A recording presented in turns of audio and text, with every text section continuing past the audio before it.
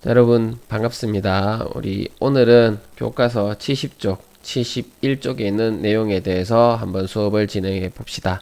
우리 저번 시간에 사회집단의 성립조건 그리고 사회집단의 유형 두 가지에 대해서 배웠는데 이번 시간에는 나머지 유형에 대해서 한번 배워보도록 합시다. 자, 앞에 있는 그림, 우리 저번 시간에 봤던 그림이죠.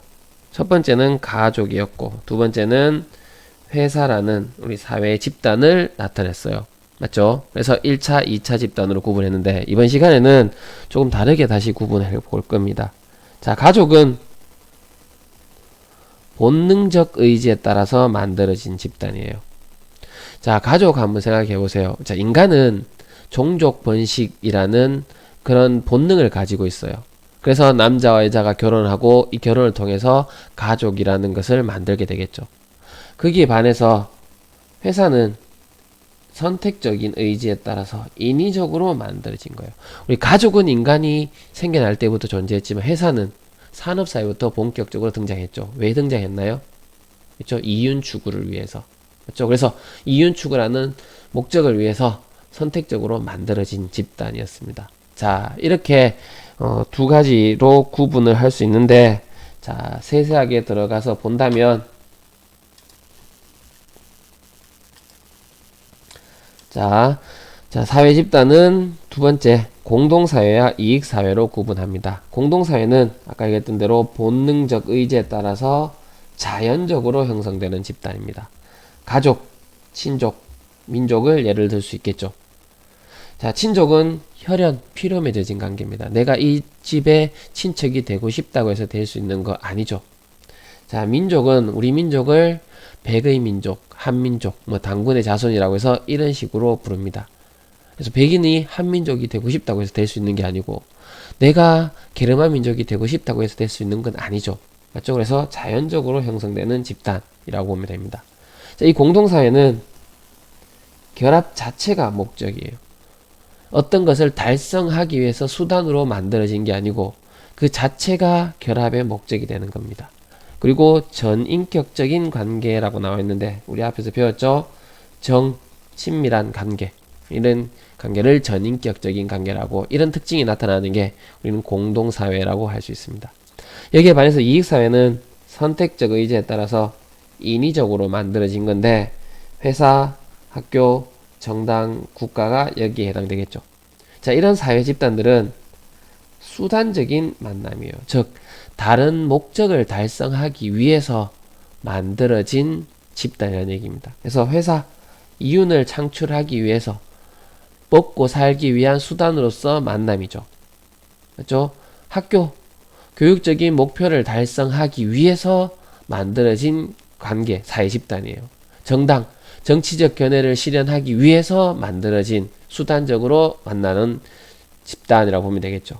자, 그러다 보니까 여기에서는 형식적인 관계가 나타납니다.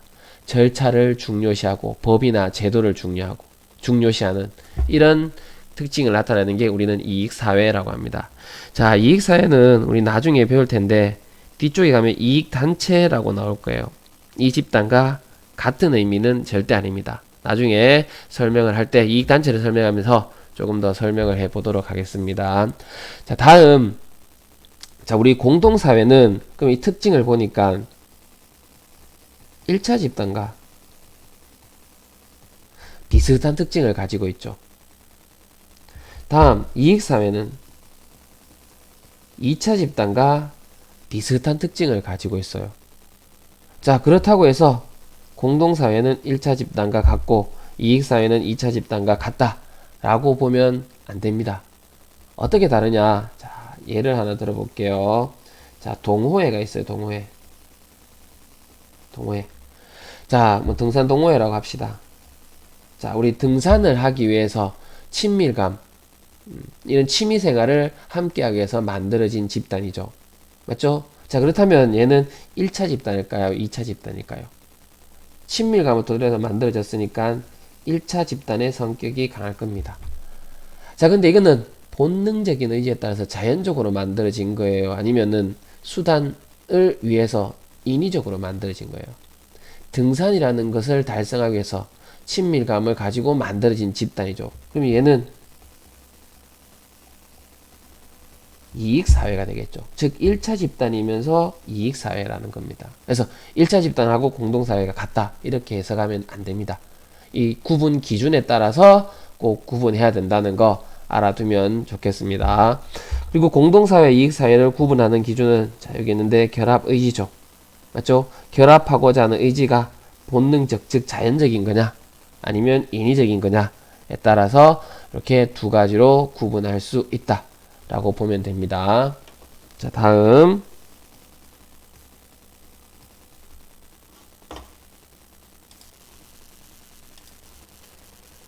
자, 세 번째 사회집단의 유형은 우리 내집단, 외집단 자 이렇게 구분할 수 있습니다. 자, 내집단 우리라고 표현할 수 있겠네요. 자, 예로서 우리 학교, 우리 나라 자 이렇게 됩니다. 그래서 자 송현여자고등학교를 우리 학교라고 하죠. 옆에 있는 상호고등학교를 너희 학교, 우리 학교가 아니다라고 할 거예요. 대한민국을 우리나라라고 하죠. 옆에 일본을 우리나라라고 하진 않죠. 그렇죠? 그래서 우리라고 표현할 수 있으면 이것을 내 집단이라고 볼 수 있습니다. 그럼 우리라고 표현한다는 것은 어떠한 조건을 갖춰야 되냐면 첫 번째 소속되어 있어야 돼요. 내가 송현여자고등학교에 소속되어 있으니까 우리 학교라고 하겠죠. 대한민국 국적을 가지고 있으니까 우리나라라고 하겠죠. 이렇게 소속되어 있으면서 두 번째 소속감을 가지고 있어야 됩니다. 그러면 자 예를 들어서 내가 동호회를 하나 가입했는데 친구 따라서 가다 보니까 얼떨결에 가입했어요. 그리고는 한 번도 그 동호회에는 가지 않았어요. 그러면 이 집단은 나의 내 집단이 될까요? 안 될까요? 될 수 없겠죠. 일단 첫 번째 가입을 했으니까 소속되어는 있을 거예요. 그런데 소속감이라는 우리 느낌이라고 보면 되겠죠. 내가 그 집단에 소속되어 있다는 느낌은 없겠죠. 있었으면 갔을 텐데 가지 않았다는 것은 그런 느낌이 없었다라고 보면 되겠죠. 맞죠? 그래서 자, 이렇게 소속되어 있으면서 소속감이라는 느낌까지 가지고 있어야지만 우리는 내 집단이라고 합니다. 이 내 집단은 개개인들의 자아 정체성 형성에 도움이 된다라는 그런 특징을 가지고 있습니다. 반면에 소속되어 있지 않으면서 적대감 또는 이질감을 가지는 집단을 우리는 외집단, 즉 내가 포함되어 있지 않으면 다 외집단이라고 볼 수 있겠죠. 그렇죠? 그래서 너희라고 표현할 겁니다. 너희 학교, 너희 가족. 자, 이렇게 구분할 수 있겠네요. 자, 이 외집단은 내 집단의 결속을 강화시킨다라는 특징을 가지고 있습니다. 자, 우리 한번 생각해봐요. 자, 집에서 동생과 싸웠어요. 동생을 한 대 패주고 싶어요. 자, 그러면 동생하고 갈등이 발생했죠. 근데 동생이 밖에 나가서 다른 애한테 맞고 들어왔대요. 그러면 내 기분이 어때요? 지금 동생한테 화가 나 있지만 그 애를 만나면 왠지 한 대 때려주고 싶겠죠. 왜? 내 동생을 때렸으니까. 자, 이렇게 내 집단 속에서 만약에 갈등이 있더라도 외집단이 등장해서 이 외집단과의 갈등이 발생을 하면 내 집단의 결속을 가져오겠죠. 자, 우리나라 정치하는 사람들이 이런 걸 많이 써요. 우리나라뿐만 아니라 전 세계적으로요. 일본 속에서 일본이 갈등이 발생했을 때 아베가 우리나라 한번 툭 건들죠. 맞죠? 또 우리나라에 예를 들어서 경상도하고 전라도 지역 갈등이 있는데 서로 싸우고 사이가 안 좋아요. 근데 만약에 옆에서 일본이 독도는 우리 땅이다 라고 한다면 일본 이 삐리리 라고 하면서 우리나라 사람끼리 뭉쳐서 일본하고 싸우려고 하겠죠. 맞죠? 그래서 외집단이 존재를 한다면 내 집단의 결속을 강화시키는데 많은 도움을 줄 수 있다 라고 보면 됩니다. 자, 이 내 집단과 외집단을 구분하는 기준은 그러면 뭘까요? 소속이 아니고 소속감이죠. 그래서 단순하게 소속되어 있으면 우리 내 집단이라고 볼 수 없었잖아요. 그래서 소속되어 있으면서 느낌까지 있어야 되니까 소속감에 따라서 내 집단과 외 집단으로 구분할 수 있다라고 보면 됩니다. 이 내 집단은 우리 구분 기준으로 본다면 구분 기준은 절대적일까요? 상대적일까요? 상대적이겠죠. 예를 들어서 송현여자고등학교라고만 한다면 우리 학교의 1, 2, 3학년이 모두 송년여자고등학교의 내 집단이 될 거예요. 근데 내가 1반이라면 2반은 나하고 같은 내 집단이 될 수 없죠. 맞죠? 그때는 외 집단이 되겠죠. 그래서 이렇게 구분 기준에 따라서도 상대적으로 구분할 수 있다라고 보면 되겠네요. 자, 우리 지금까지 사회 집단의 유형 6가지 대해서 했었어요. 첫 번째는 접촉 방식에 따라서 1차 집단, 2차 집단. 두 번째, 결합 의지에 따라서 공동사회, 이익사회. 세 번째, 소속감에 따라서 내 집단, 외 집단. 자, 이렇게 6가지 사회 집단 유형 잘 기억을 하기 바랍니다. 자, 다음 한 가지 더 추가를 하자면, 자, 준거 집단이라고 했습니다. 준거. 다른 말로 보면 기준이 되는 집단이라고 보면 될 거예요. 자, 밑에 의미가 나와 있죠. 개인의 행동, 가치 판단의 기준이 되는 집단. 즉, 내가 행동을 하는데 기준이 되는 집단이에요.